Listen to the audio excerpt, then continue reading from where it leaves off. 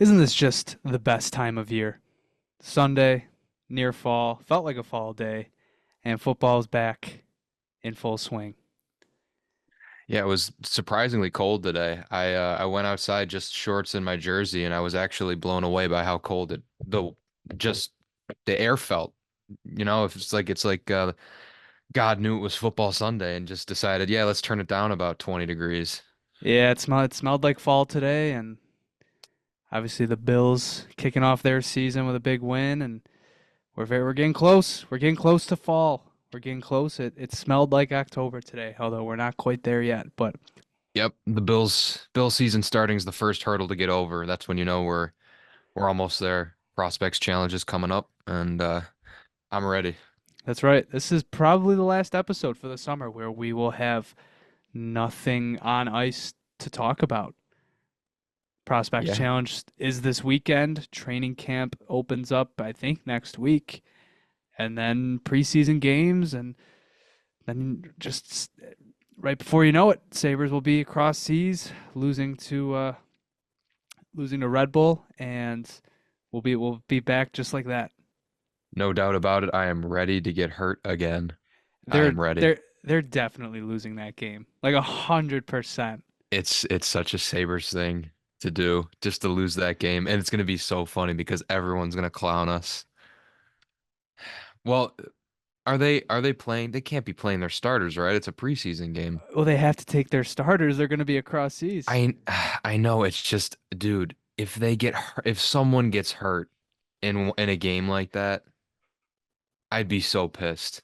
Could Just you as an imagine objective NHL observer, just so pissed off. some guy on that team just wanting to make a name for himself just sees like Zach Benson with his head down in the neutral zone and No. I don't even want to think about it. I don't know why we're playing this game. I'm not really looking forward to it. I just it's want to get through it and just be like, it's injuries? for the No, good, game. cool. We're growing the game. In case you Right. haven't noticed, the Sabres are like one of the marquee teams to market. They're must see. Oh yeah? I don't know if you've Really? noticed, but they are. I must have missed that memo. In any case, welcome back to another episode of the Sabre Roundtable. My name is Jonah. And I'm Christian. And as always, we will be talking to you about all things Buffalo Sabres hockey and even a little bit of the wider NHL. Today, we're going to give you a Peyton Krebs contract update. Spoiler, there isn't one. Talk quickly about how Filip Zadina was almost a Sabre and then quickly wasn't. Some reported interest in Mark Giordano, and we'll give you a quick round robin segment of all the little minute things heading around the Sabres as a whole, which includes their theme nights, Goathead nights. The scoreboard is fully assembled, the national broadcast schedule, and even an NHL network positional ranking that kind of raised some eyebrows, but we'll get there when we get there. So, before we sort of kick this off, I do have to give a warning. We will be talking about a possible theory of an internal cap, so the content might be sensitive for some viewers, but You're not going to hear much of a fight from me, Jonah. I'm not JP. JP's not it's here to defend his stance. it's September 8th. Peyton Krebs has not been signed by the Buffalo Sabres. I the thing is it more or less just it's a difference as to where they think what he deserves and what he thinks he deserves, or is it just like, yeah, we don't want to go over this specific amount, so we're gonna lowball you. It's like going on Facebook Marketplace at night and just lowballing people on cars. I really can't imagine what has carried so far into. I mean, we're not. It's not just September. We're into September. We're more than a week in. Hmm. Training camp is in a week and a half. I mean, look, I would expect this is probably going to get wrapped up by this week, but I don't know. It's just kind of weird that I really don't know what they're arguing over. I've theorized that it's maybe just the Sabres just want him to sign the qualifying offer. Maybe Krebs wants another year rather than just a 1 year deal. Maybe the Sabres are willing to go with a 2 year deal, but one of those years they want to be a two-way. I don't know. This is just it's just annoying that it's Krebs. Like it's not if it was it's Yeah. not like it was Luukkonen, and Yeah. obviously there's going to be some discrepancy, or even like a Beck Malenstein where it's a new player coming into the organization. I don't know. Like this should be wrapped up by now, and obviously it isn't, and we haven't heard anything. But That's what I was gonna get at. It's weird how little we've heard about this. it's because it's Peyton Krebs. I don't even Right, like yeah. not to diss the guy too much, but is a national insider gonna be like, man, I really need to check in on what's going on with Peyton Krebs? Damn, Jonah. It's weird That's because a that's a that's a diss, man. even they're probably like, it'll get wrapped up soon. I don't know, but at the same time, to jokes aside, it's not like there's a trade request in here because even that would be reported on. Like it's become national news in Toronto that Nick Robertson is still seemingly asking for a trade, and I think he has less NHL pedigree than Krebs over the He's last 2 seasons. he's still also only 18 years old. So he's a young player. He's hungry. Inside joke if anyone's out there listening. It's I don't know. It's weird. And you've seen people start to catch on about this. Um it kind of started with a JFresh tweet. Well, it sort of started with Matthew Fairburn, who I really have to give credit to as like the one beat reporter who is kind of honing in on the idea. It's not even that the idea that the Sabres have an internal cap, because we go back and forth on it. If JP's with us, it often turns into an argument of sorts. But over the past few weeks, he's slowly started to come over to our side. But either way, the central idea here is they're not spending. No. No matter who, you can have fun with trying to place blame on somebody. But at the end of the day, the money's not being spent, and that's the idea here. And Fairburn was talking about it in his column. I think he released it on Friday. Just how can this team be set up for success if they're not spending money? And subsequently, he talked about it on the Chris Baker Matthew Fairburn show. Just kind of going more in depth into like, hey, the Sabres over the past few seasons, where's your main revenue in a hockey team?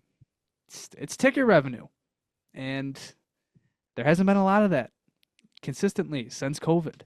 It's picked And up. It's picked back up a little bit, it but has, but even then, still it's been on and nothing great. off. It's on and off. It's got to be a weekend game at 7 o'clock if you want to sell out.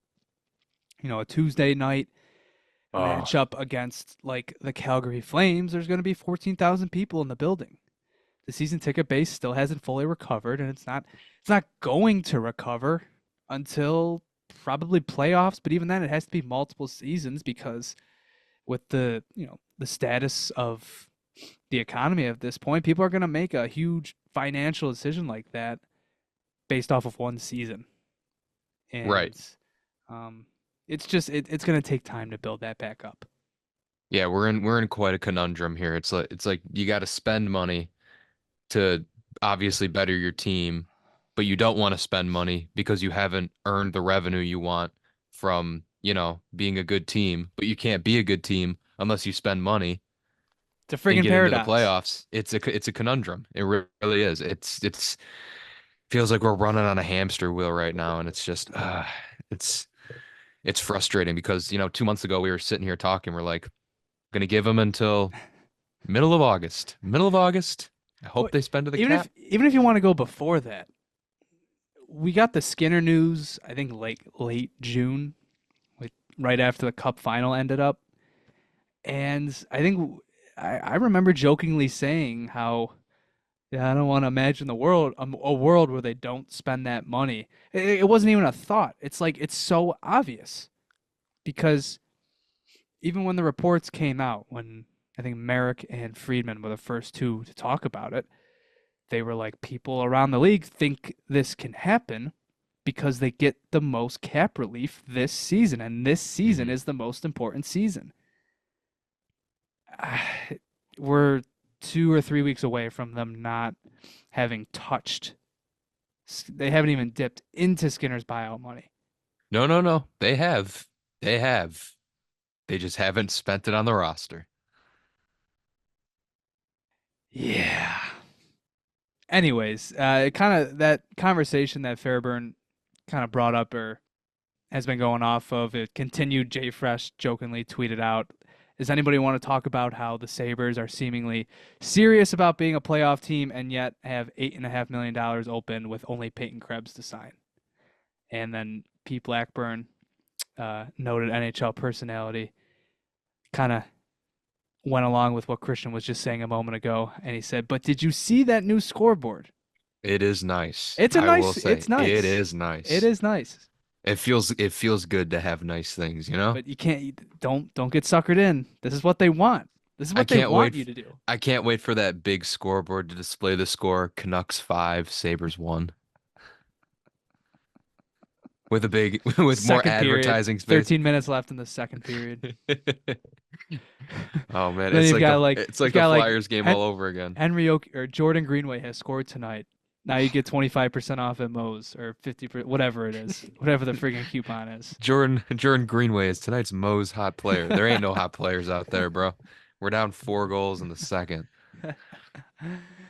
I want to be done talking about this, but inevitably it's just when the season's honestly, it probably won't go away unless this season just unless it goes over swimmingly, or unless it goes over smoothly, because it's just not even dipping into it. Like if it was 5 or 6 million open, you could kind of raise an eyebrow and be like, okay, well they're not really taking full advantage of it. But to have all that space open, and unless Peyton Krebs ends up signing for 2 years, and unless they to overpay someone who we're going to talk about, Mark Giordano, unless he gets a $2 million deal, A 1 year, $6 million deal. they're not going to touch it. That would be more evil, right? We get disproven, like, oh, see, we told you. We just paid Mark Giordano. We told you. Look at that. We just signed a 40-year-old defenseman to a 1 year, $6 million contract. How do you like that? Oh, That'd that be would the be. worst. That'd be the worst ending. I'd I don't rather know. just have him not spend the money. I was gonna say I don't know what is worse, that that's how they spend it, or they don't spend it at all.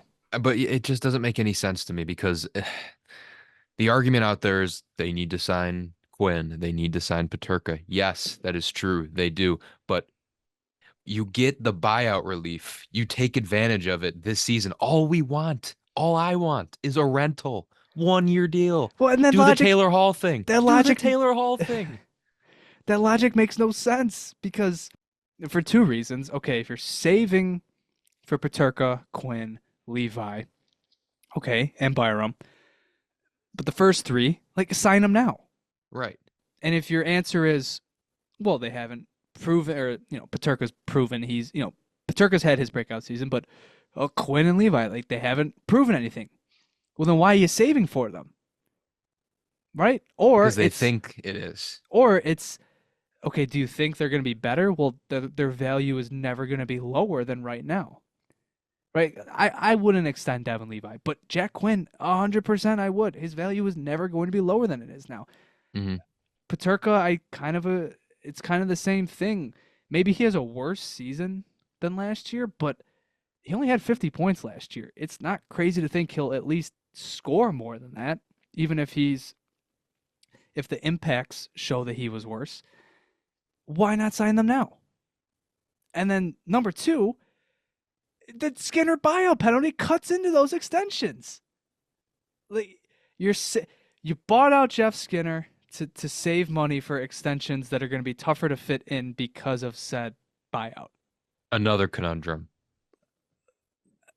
It just like I That's get more it. of a paradox. Like I get it. The those extensions, like skin. Well, I don't know. It just doesn't make any sense, man. It literally makes no sense. The easy answer to this is to just spend the money now. That's the easy answer. Or All right, extend them. or Or extend extend them. the players, because then But it's like, okay, fine. Maybe that was the plan. put your money where your mouth is right now, because if you don't, it's so obvious that it shows that there's an internal cap going on right now. And you know what? Terry's a businessman, and I get it. He's probably looking at his bottom line right now, and he's just like, hmm, there's a lot of zeros in this playoff revenue section the last 14 years. I wonder why that is. And he's like, I'm gonna have to cut back on certain things, but I will give you a shiny new scoreboard and a nice new non-leaky roof instead. That's the trade. I don't think the Spencer Brown contract numbers have come out yet, or if they have, I've missed them. I want it to be like in the 7 to 8 million, $9 range so bad. Just for the jokes. Just for the jokes. I've been waiting for those numbers to drop. I don't think they've come out yet. He got a 4-year deal. I don't know what the money is. I can't remember what the money is. Let's take a look. Let's see if it's out. Let's see if I it don't know. let's do a little I don't know if research. that Let's see money if is it's out crazy there. for his position. I feel like that's like kind of on the nose. O linemen nowadays, they've become, their stock is up. They've become more valuable, especially like a solid right tackle like Spencer Brown. I mean, he originally, he had his fair share of, he was like ranked, his PFF score was like 6 out of 100 for blocking. I'm like, bro, that's your job. That is your whole job. So Spot Track seemingly has it at 3.5 but that's this year. Yeah, they don't have it for next year.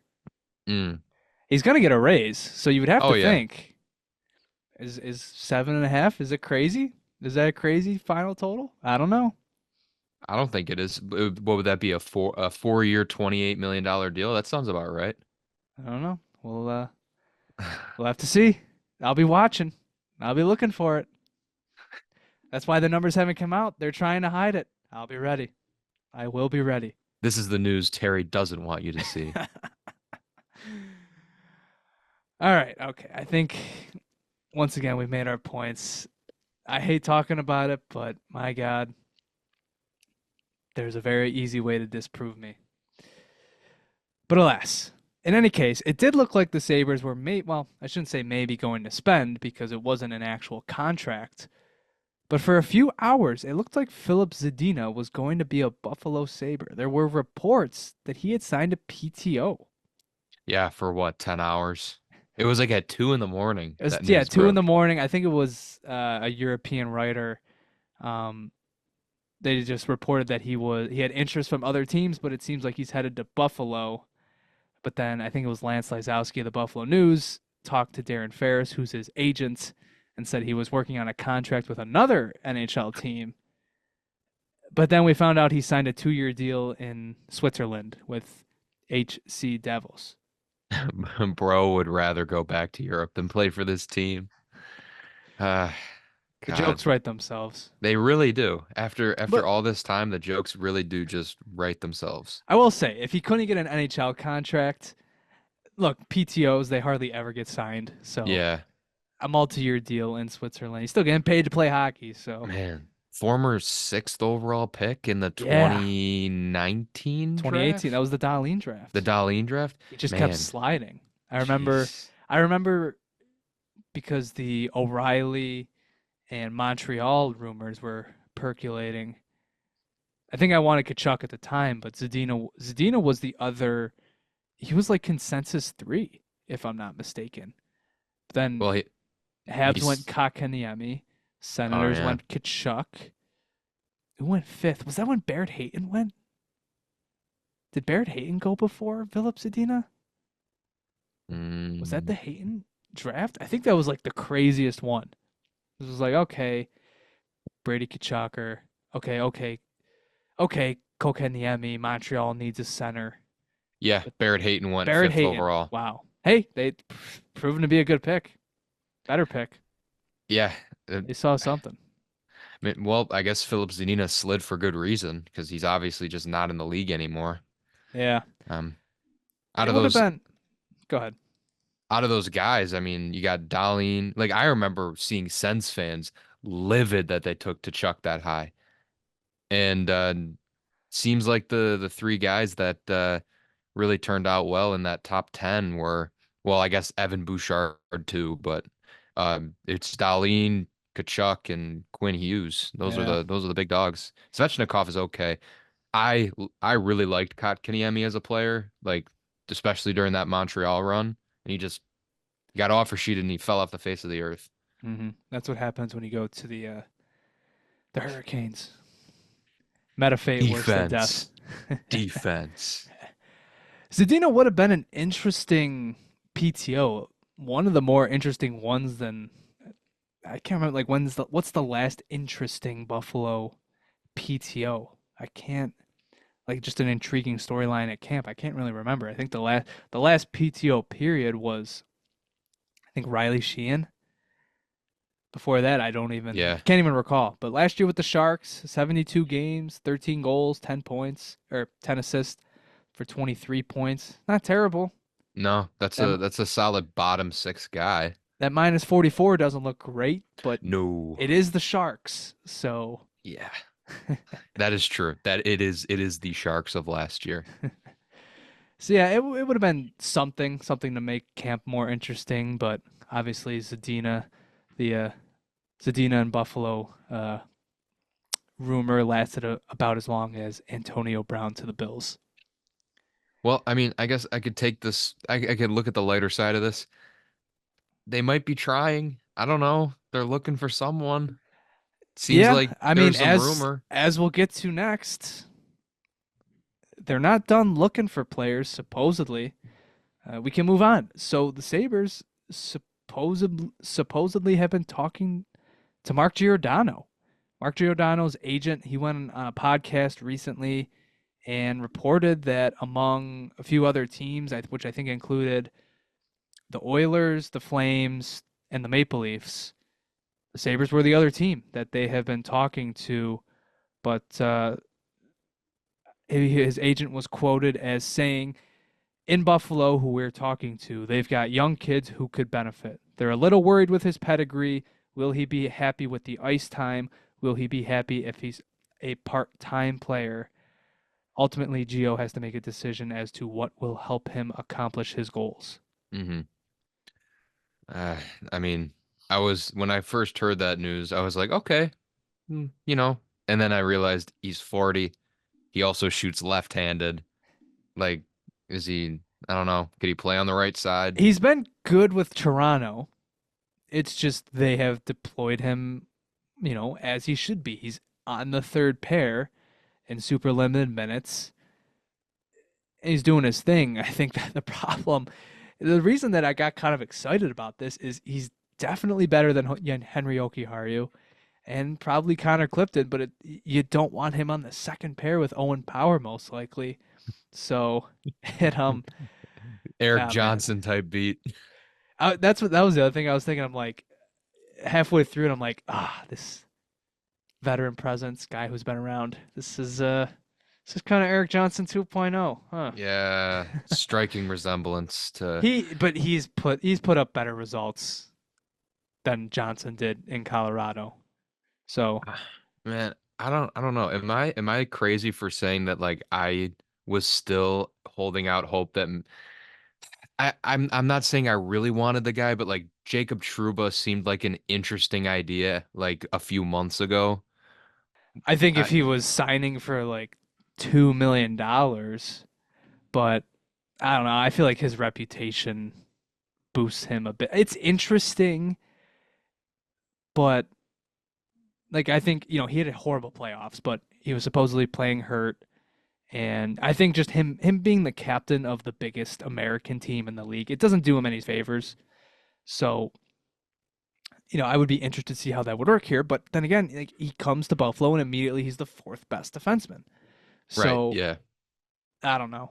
I think getting back to Giordano, they could do a third pair of him and Yoki Haru plus Clifton, and then maybe just try Samuelson in the top four, which I think could work. I'm fine with that.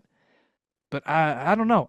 It's tough with Giordano because I think it makes sense from like yes, obviously he's 40 years old, is gonna raise the Sabres average age by like 2 years, and he provides a lot of experience there, and I think it's more valuable than Eric Johnson because his play hasn't fallen off a cliff like Johnson's. Like, he was seemingly on the downward trajectory, but at the same time, I'm pretty sure he's one of the slowest players in hockey. And even his agent was saying how Giordano maybe wouldn't want to be a part-time player, and Buffalo, and it's the same thing where like he wants to be more top of the lineup, and it's like, dude, you're 40 years old. I was Like, just I'm gonna sorry. say, like, dude, you're not a spring chicken anymore, man. You're probably the oldest player in the league left. You're 40.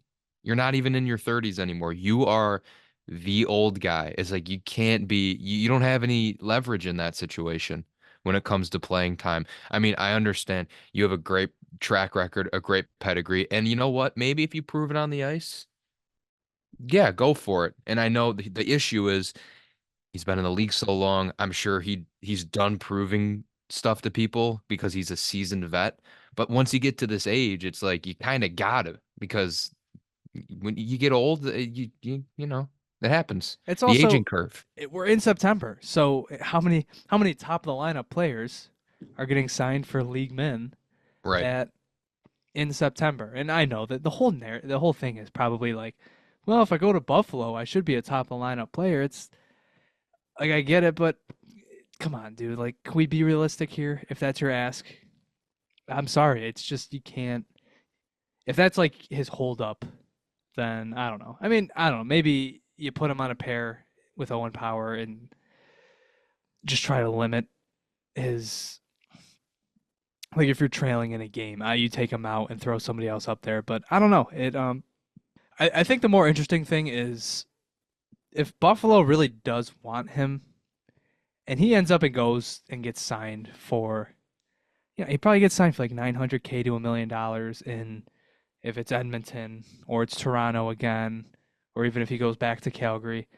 That's kind of embarrassing because you could double his salary, just you could triple his salary, just like that. And You just be like, here's 2.5. Here yeah, you go. there you go. You give him the Eric Johnson contract from last year.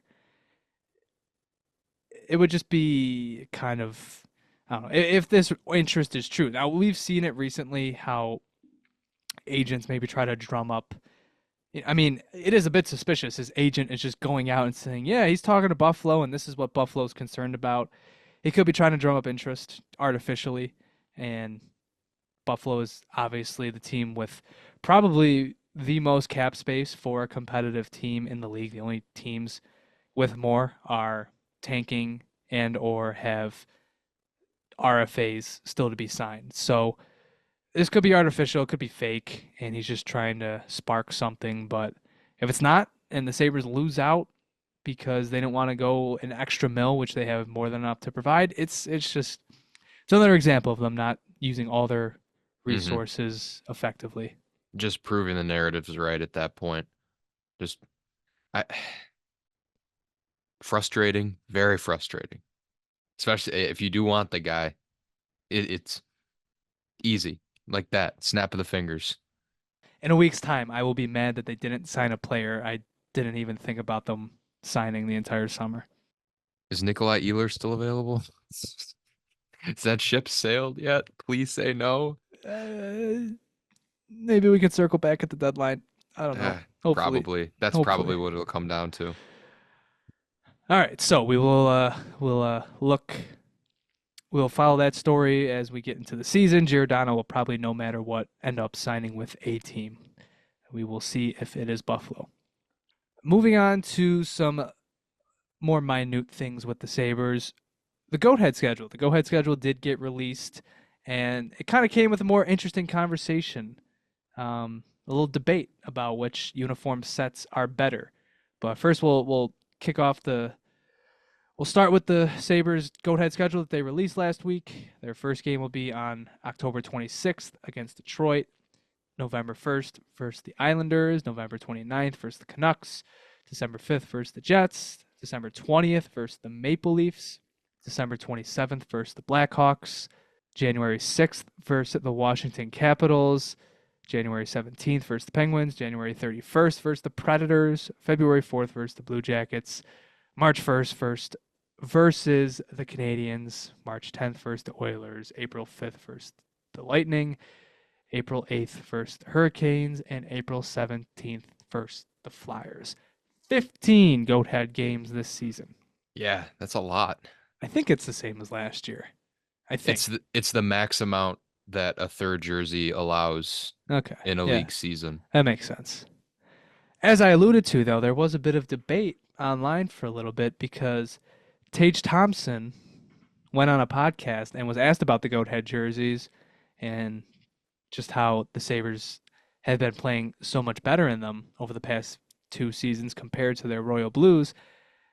And Tage kind of was on board with the idea that he wouldn't mind if they went full time to the Goatheads, which inevitably sparked a debate in the Sabres community, which even COO Pete Welly jumped in and was like, this is interesting. Tell me what you guys think." I personally don't think that they need to go to the Goat Huts full time. All right. I love the classics. I think they are the perfect uniform set for this team. And also we were begging for Royal Blue to come back for so long and then to just jump ship now. I I think it's more this fan base just again trying to cling to the past, the good years. And when you don't make the playoffs for 14 straight years, you kind of fixate yourself on certain things that don't matter as much, just to try and make yourself feel more interested in the team. Like, oh, let's change the jerseys, let's do this, let's do that. But I think that the goat heads are great. I think 15 games is the perfect amount for them. But I love especially their white aways. Those are my favorite. I need to get one of those because I have the blue one now, the 68 Olofsson jersey. Um, that one I think could use a little bit of updating. I think they should put a little bit of trim, like gold trim around where the shoulder is, maybe add some shoulder patches and maybe add shoulder patches on the white ones. But other than that, I think we're good for however X amount of years going forward. Maybe maybe one year you want to switch to like the white goat head jersey. I don't know. We'll see. They kind of did that already with the reverse retro, but I like the set as it is now. I'm not one of the people ready to jump ship to the goat heads full time. I am 100% with you. We've had this conversation, I think more than a few times, Oh yeah. because inevitably, because they do so well in the goat heads, other people are clamoring for this. And it's also the people that grew up with those jerseys are the they're all grown up now. They're more prominent on social media and whatnot, and to them, it's their childhood. It's what they grew up wearing and seeing them succeed in, compared to now, where the Sabres transitioned back to royal blue in 2020, and they have two winning seasons to show for it. No playoffs, two losing seasons, yada yada yada. There's not good memories associated with the royal blues within the past 4 years. So What about the Navy Blues? How many Um, winning seasons in the Navy more Blues? That's playoff actually seasons. curious. More Oh, playoff seasons. one or two, right? It's more than none. Yeah, I It guess. is. But like seriously, like how many winning seasons did they have? I don't think they had any. Two. Well, no, hold on. Well, are we counting the slugs because that was navy blue? Are we talking about the? No, the navy Okay. blue throwback Well, they went. They logo. went. They went full time to them. I think the last season they made the playoffs. You're So it right, was because that season. They had another winning season the year after, but missed. I think they were they below 500 in 12-13? I think so. So otherwise, it was that was the year Ruff got fired. then that was it. So it was just those two seasons because they never obviously the tanks happened and then Eichel never finished with an above 500. Oh my God. Absolutely tragic. Yeah. Yeah. Then there's the turd burger jerseys. Oh my God. I remember when they released those in middle school, Do you think people were throwing a fit. do you think people will ever be nostalgic about those? Like there's N- ever a time in 20 years where just like, we didn't give these enough of a chance. God, no. Those need to be sealed off in a vault somewhere. The only thing I kind of liked about the jerseys was the numbers. I thought they were kind of creative. They could have gone a different direction with them. But I liked the creativity with those. Everything They else about the jersey sucked. they were Everything else. different. I thought the rollout was creative. Like The it or not, Steve Ott with the like it or not, the Steve Ock picture is pretty famous. that's gonna be that'll be the still frame of the tank whenever this thing ends. Even like 2014, Twitter was The very drought. different than it is now. Could you imagine if that jersey was released today? Oh, I don't think that we'd be getting I clowned. don't think they would ever end up wearing it. Oh, probably Truthfully, not. if they were like revealed it in the summer, I think backlash would be so bad. It would be they would go back to the drawing board and redesign it before they got onto the ice.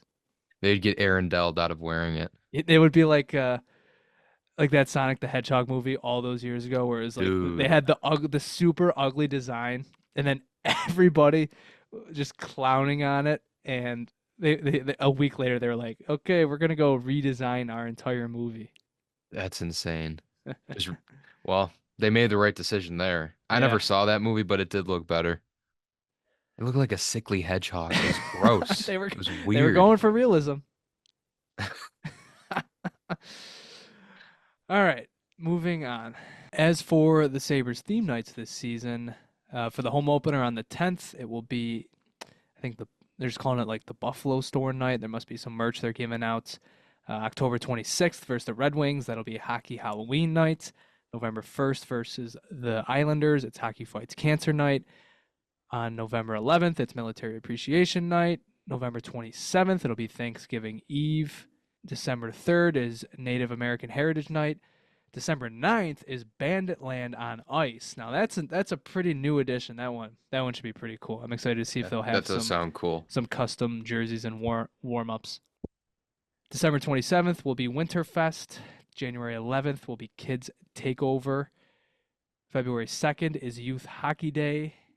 February 4th is Girls and Women in Sports Night. February 25th is Black History Celebration. March 15th is St. Patrick's Day Celebration. March 27th is Pride Night. And April 17th is Fan Appreciation Night. Man, I do want to say, for anybody thinking of going to the Kids Takeover game versus the Kraken on January 11th, don't. They will lose that game. I was gonna say that's a Kids scheduled Takeover, loss. Kids Scheduled loss. Takeover plus a home game versus the Kraken. They are not winning that game. That is the Mark odds it up. will be stacked against them. Mark it up. They are not winning that game. Yeah, but the Bandits one sounds interesting. Yeah, They haven't yeah. done something like that yet. I am looking forward to that. I thought they weren't doing custom jerseys anymore. Oh, was that? Is it?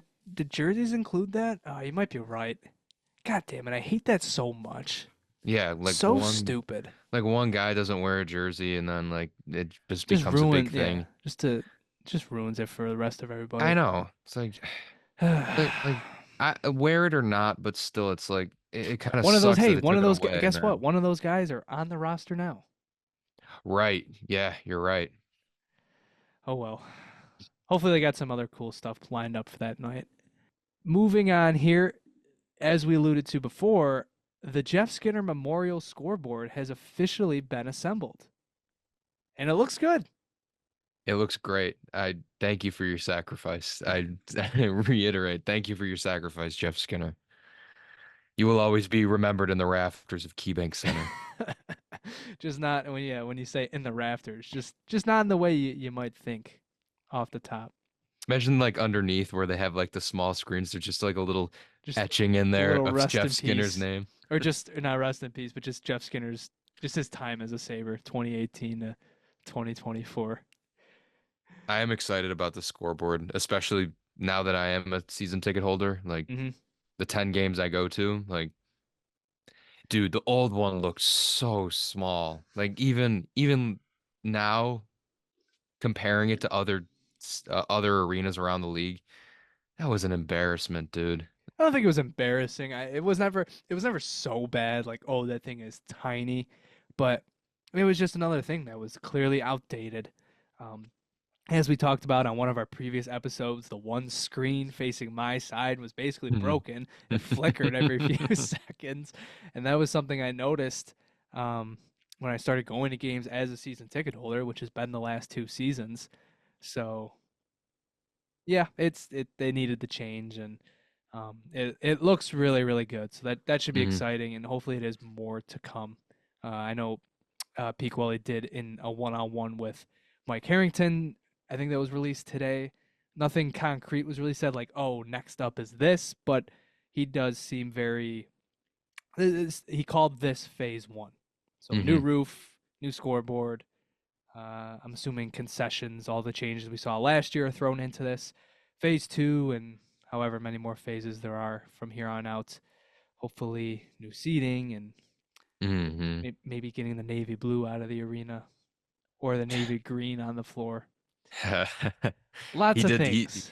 He said every quote, everything is on the table. Yes, because he was saying how he has a social media account and he's fairly active, so he can see what everybody's saying. And Oh, he knows. he I know knows. that man knows. Getting back to the scoreboard, though, the Sabres did release some quick hits, some quick facts about the scoreboard. It features panels on the underbelly, four fans on the lower rows, optimized for fans sitting closer to the glass. It utilizes state-of-the-art technology from Mitsubishi, who or Mitsubishi, Mitsubishi. Mitsubishi, who You're is a having a leader. JP right now. Yeah, that was a JP moment. Who is a leader in the video board industry.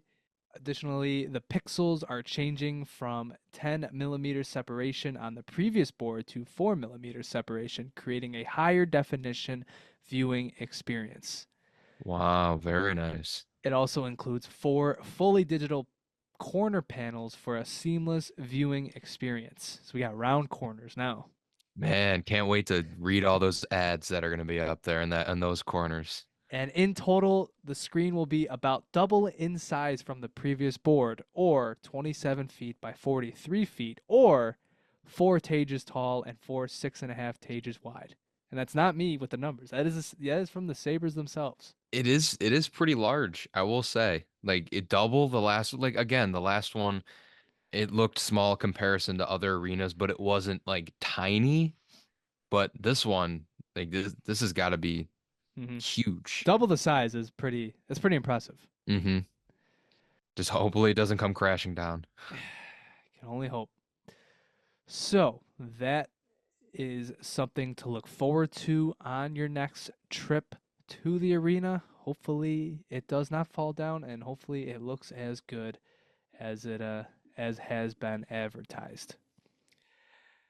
Additionally, the Sabres are now set to appear on a national broadcast 9 times next season. That is October 16th at Pittsburgh. They'll be on TNT. November 14th versus St. Louis on ESPN. December 11th versus the New York Rangers on TNT. December 20th versus Toronto on ESPN. December 27th versus Chicago on ESPN. January 15th versus Carolina on TNT. March 6th at Tampa Bay on ESPN.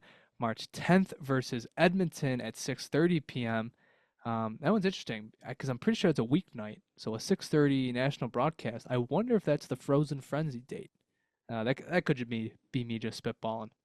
And then March 12th at Detroit at 7:30 on TNT. Some are saying that the Sabres are America's team. Yeah, nine I don't know times. who, but some are saying. Some as in me, you, JP, and maybe like four other people.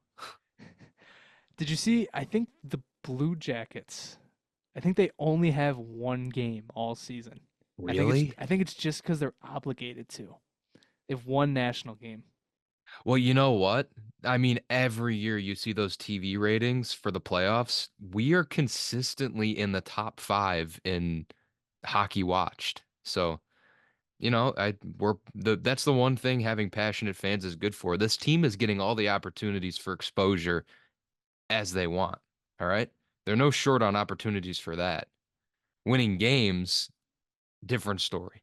The only game the Blue Jackets will play on national TV will be the outdoor game on March 1st, 2025. Wow. That's The insane. Stadium Series game? Yeah, Oh my that's God. crazy. Oh, they're playing at are they playing at Ohio State? I think it's at Ohio State because they're That'll playing be cool. Detroit, I believe. That'll be cool. Yeah. So yeah, tough go around for the Blue Jackets in terms of national games. Hmm. Last thing here, there was an NHL Network positions ranking. They did their few lists, centers, I think wingers as well, and inevitably we got to defensemen, which is always of interest for the Sabres because Rasmus Dahlin is one of the top defensemen in hockey. Um, this go around, Rasmus Dahlin was 11th. 11th best defenseman in the NHL. And last year, he was 7th. 7th in the league. What are your thoughts on what the consensus that the NHL Network came to? Bunch of haters. That's what they are. Just a bunch of haters. I mean, I think it's pretty ridiculous that Gustav Forsling is in the top five. Talk about recency bias. I He mean, he was he was on, fantastic. wasn't he on waivers? Well, a few seasons ago, but this season was his coming out party. Obviously, they won the cup, and he was a vital part of that. But my God, sixth. Yeah, the recency bias is big. Also, I don't think Evan Bouchard is as good as everyone thinks he is. I think he's a McDavid merchant. I'd still love him on our team. I don't think he's a bad defenseman, but I think his hype is a little overblown. The full list: Cal McCarr at number one, Quinn Hughes at two, Victor Hedman at three. That one's really bad too. I mean, like these lists. I get it. They're narrative based. Like even Gustav Forsling, I kind of get because he had a great season for the Cup winner. But my God, Victor Hedman, number three. Like I thought we evolved past this. Like how much does Roman Yossi have to do to leapfrog him? Right. So Roman Yossi at four, Miro Heiskanen at five, Forsling at six, Charlie McAvoy at seven, Adam Fox at eight, Evan That's a Bouchard at crime. nine, Devin Taves at 10, Dahlin at 11, Morrissey at 12, Jacob Slavin at 13, Zach Werenski at 14, Noah Dobson at 15, Matthias Ekholm at 16, Drew Doughty 17, Noah Hannafin at 18. They have him higher than his teammates, Petrangelo and Shea Theodore. And then 19, Dougie Hamilton, and 20, Moritz Seider. So Devin Taves and Evan Bouchard, are they better than Rasmus Dahlin? No, not even close. It's not. It's not. I think they're on better teams, and I think that's what props them up. This is what happens when your team is bad for a long time. And they're consistently bad. Rasmus Dahlin is one of the most talented players in the league, and if he was on a Florida Panthers, if he was on a even if he was in a bigger market, I think if he's in a New York with like where Adam Fox is now, I I think mean, Adam even I don't know. Fox. Even Adam Fox seemingly has a terrible PR team because how is he the eighth best defenseman in hockey? Right, yeah. But That's I insane. think he needs to be bumped up the list too. But again, Darlene has far more talent than Devin Tays and Evan Bouchard. I just think, his team isn't doing him justice. And that's what happens in these lists, all right? They it's some of it's playoff performance based, and if you haven't noticed, Rasmus Dahlin has 0 playoff points. I felt this way with Eichel. I always felt that when he got to the playoffs, he just had a play style that was going to translate perfectly over, and we've seen that. And I think he was in the top 10 for the NHL's list. And he's not a great regular season player, but that playoff run he had, it makes him, it puts his name into this conversation. Hmm. And I feel the same way about Dahlin. Like I think the way that I think if Dahlin ever gets to the playoffs, people are going to realize like, holy crap, this guy is as good as it gets when it comes to defensemen. I mean, I think Dahlin's a top five defenseman right now. I think he deserves to win the Norris 2 seasons ago. And it's insane that even that season he came in like eighth in Norris voting, like absolutely insane.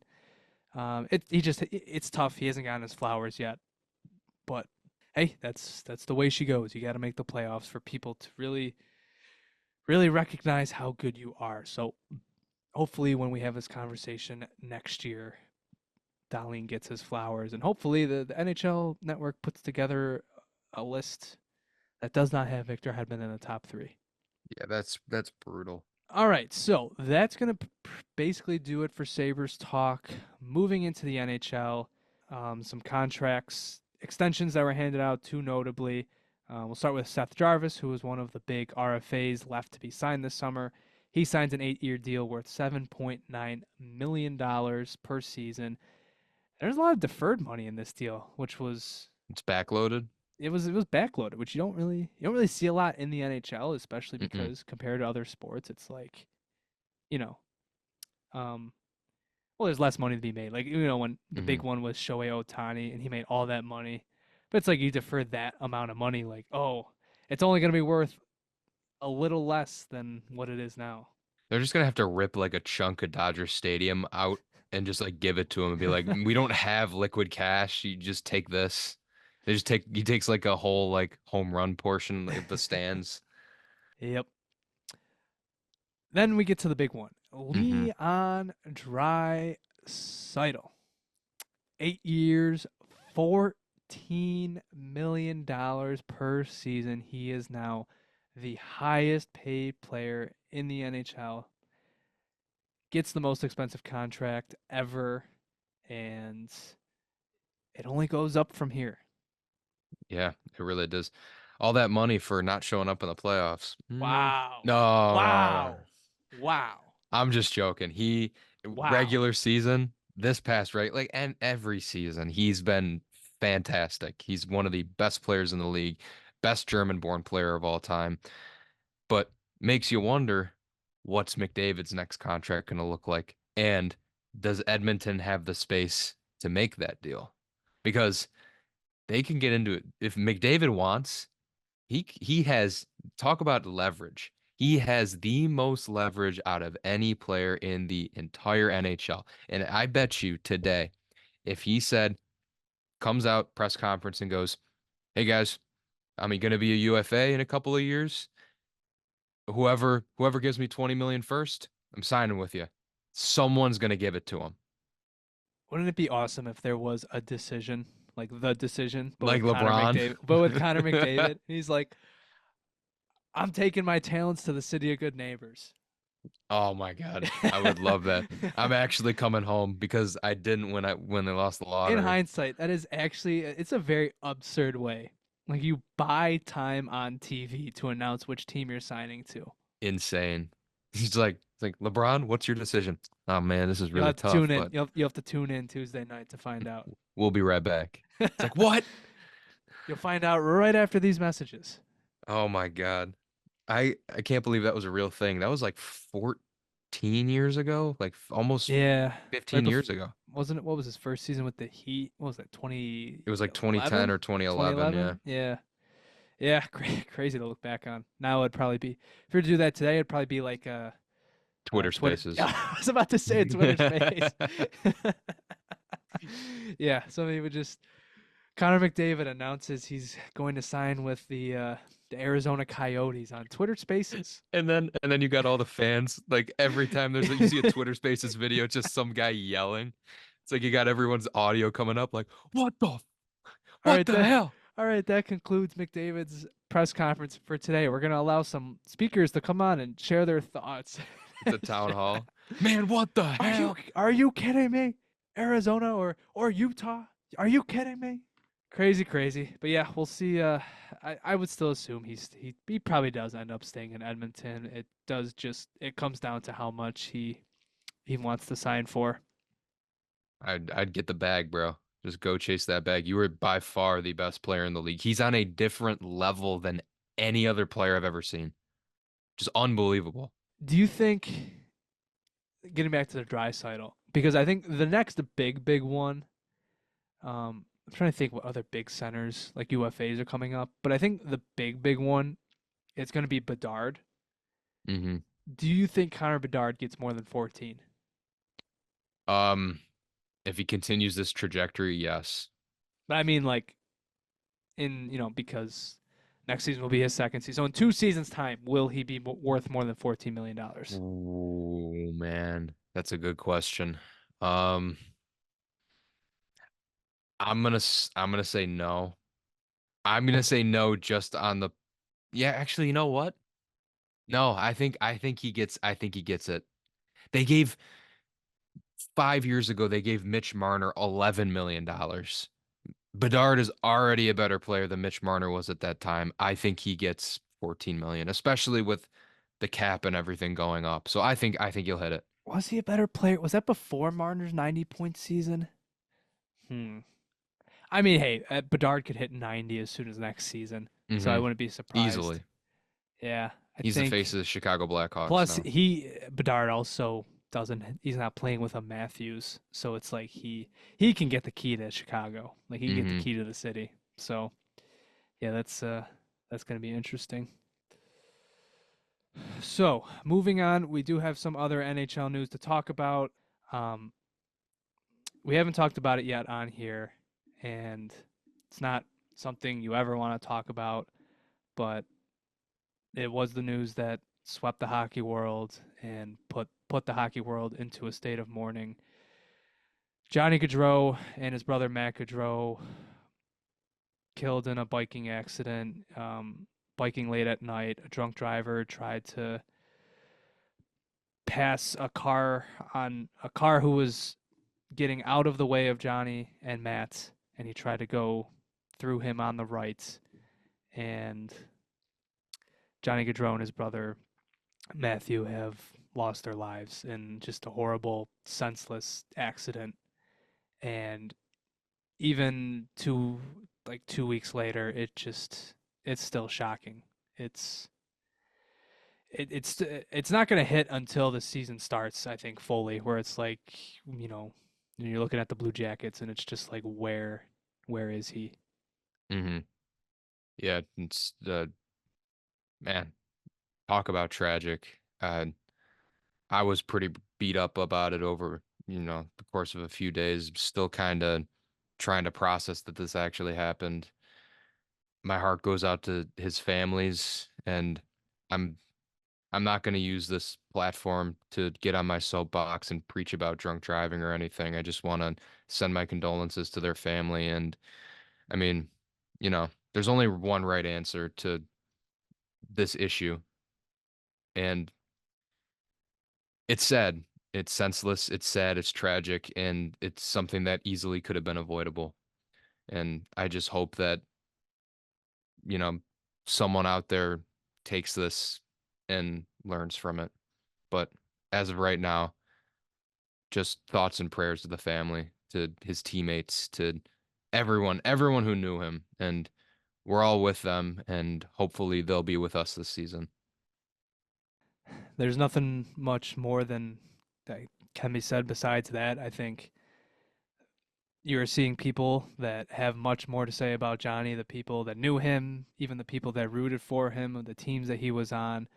They have much more to say about him, and I could only I could only hope to say something more eloquent than people who were truly emotionally attached to him throughout his career. Hmm. All that I can say is, my God, he was just one of the most fun players to watch. Just truly, just an inspiration to little guys everywhere.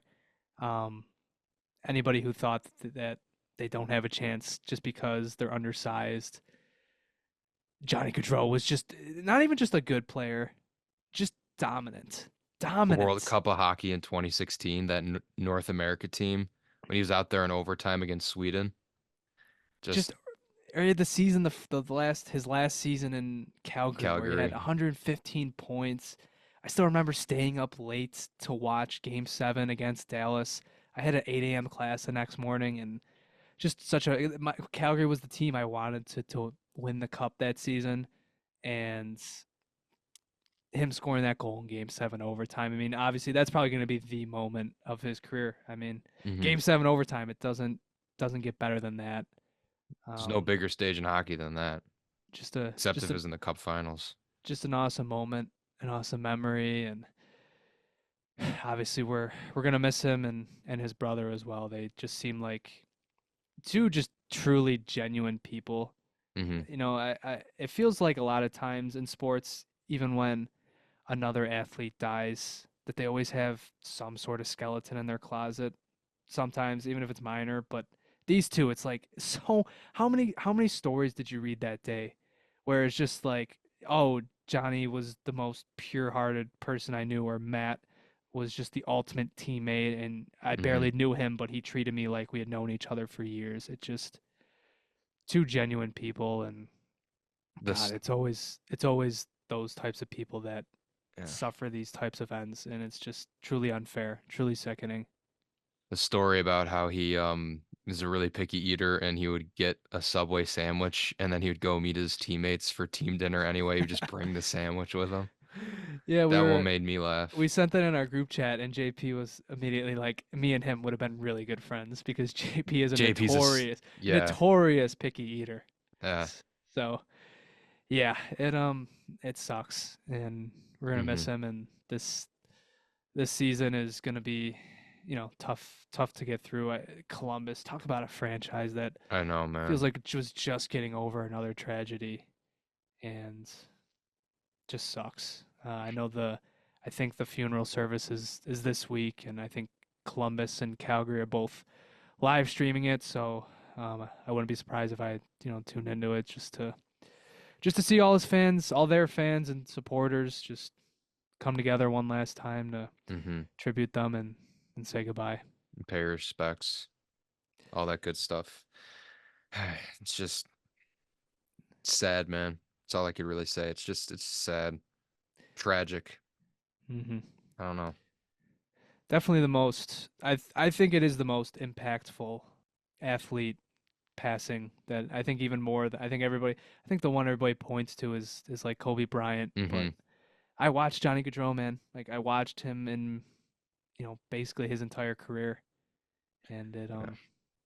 sucks. I think this hits more home for Yeah, us. Obviously, it does. Kobe's the Yeah, yeah. Kobe's the bigger athlete, I but think it definitely it was a wider thing, but you hmm put it perfectly. This one it hits it hits more. So man, once it's again, just we're gonna miss you, Johnny, and hmm Matthew as well. We send our condolences to their families, and yep, hopefully they can get through this tough time.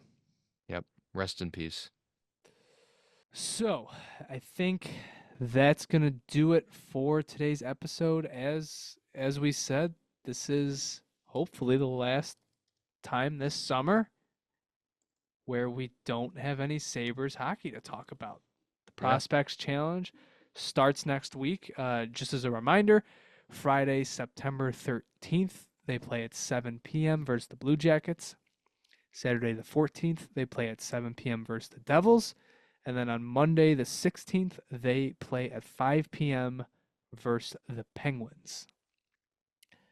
So, when you wake up and listen to this tomorrow morning or tomorrow afternoon, there's Sabres hockey this week. Get excited. it's Get about hyped. damn time. And the Prospects Challenge, they always go basically undefeated. This is the highlight of the season right here. This is the most fun you'll have as a Sabres fan all season, and it will be before the season starts. The roller coaster goes over the hill when they lose to the German elite team. This is probably the last time we'll speak. We'll probably talk after the conclusion. Maybe we talk Sunday again. Hmm. Um, who do you think is going to show out this tournament? I don't know. We don't know what the rosters are. We don't know if they're going to hold out anybody. But I, who's going to be your standout? Like who's going to be the Tyson Kozak of this tournament? I think the easy answer is Consta Helenis. I think he's easily the answer for me. Honestly, hot take, he could pull a Benson this year. I Oh think my he could God! do it. Don't I even think he say could do that it. because I think you're right. But He's the guy I to don't, do it. probably not. I mean, Benson had a perfect preseason. Like he was so good, and I Hey, like Hellenius, but I don't think he's there yet. Hellenius Plus, has been playing in a men's league for 2 years. Benson I was in the know, WHL. it's true, it's true. But also, I think from day one at camp, they gave Benson the chance to play with Skinner and Thompson. So I don't know, because if he's playing as a center, he would have to play with like Paterka and Quinn to have that same level Mm, of opportunity. So, hey, maybe they give it to him. My pick, I think if they let Komarov play, I think he'll raise some eyebrows. Um, but he usually does. So I guess that's kind of a cop out. Who else? Maybe I think if Adam Kleber plays, he'll show out. But I think who's he committed to? I think he's committed to a college team, so he probably won't be there Hmm. because NCAA guys don't go. Um, Consta was kind of a layup pick, but if I was going dark horse here, I'd go Brody Zemer, that's a good pick. I like that one. Captain America. I should have thought of that. If he's there, yeah. But he's also playing for the University of Minnesota, so Okay, he yeah, these won't are be all there either. NCAA. It's all these USHL Mhm. guys that go to the NCAA. So yeah. Ooh, Wahlberg. Oh, If Mark Wahlberg Wahlberg. plays, yeah, Mark Wahlberg. If Anton Wahlberg plays, I think that's. I don't think he did. He play last year? I don't really remember. But if he plays, I think he'll be a standout because I also think. I think if there is a guy to maybe make the roster out of camp, it could be Wahlberg, just because he's physically there and he Where does he looks play good. though? Where does he slot in? I think he could slot in anywhere. That's what makes him more. Okay. I think that's what makes him more likely. Just I throw don't him in know. the top six. Just It do it. it Throw him in the probably won't top happen. six. They would get a lot of backlash if it happened, but Yeah. I don't think it would be the craziest thing. So yeah, looking forward to the prospects challenge this week. We'll speak to you guys either next weekend or after the conclusion of the tournament on Monday. Stay tuned for this week's edition of Sabres versus the Atlantic. We'll be doing the Leafs this time around, and make sure you're all caught up. We've done the Senators, the Canadians, and the Bruins as well. And also stay tuned for something next weekend because I will be doing a prospect pyramid. I figure Mm. we're in the prospect season. This is when guys. Plus, it's also the time when guys rise up because very like an intelligent fan, we grade these prospects' future on a 4 game tournament. So inevitably, people are going to rise. But I figure it's prospect season and the hockey world's about to start. I think it'll be fun. So I'm gonna do a prospect Yeah. pyramid. We'll have some fun with it. Yeah. Let's have a little fun. So I think other than that, that is going to do it for this episode. Thank you very much for listening and or watching on YouTube. If you want to follow us on Twitter, you can follow us at the Sabre Report. Also on Instagram and TikTok at the Sabre Report. Subscribe to us on YouTube. Be sure to like, share. Be sure to also like and share. If you want to get updates of the pod, you can follow us at Sabre Report Pod. And because the NFL is now in full swing, go give our friends over at the Buffalo Sports Talk podcast a listen. Mm. They will have a good recap of the Bills versus Cardinals game released sometime later this week. So stay Big tuned for dub that. today. We'll Big see if dub. JP joins them for that one at Trader. Um, so yeah, other than that, thank you guys very much for listening. We'll see you guys next time.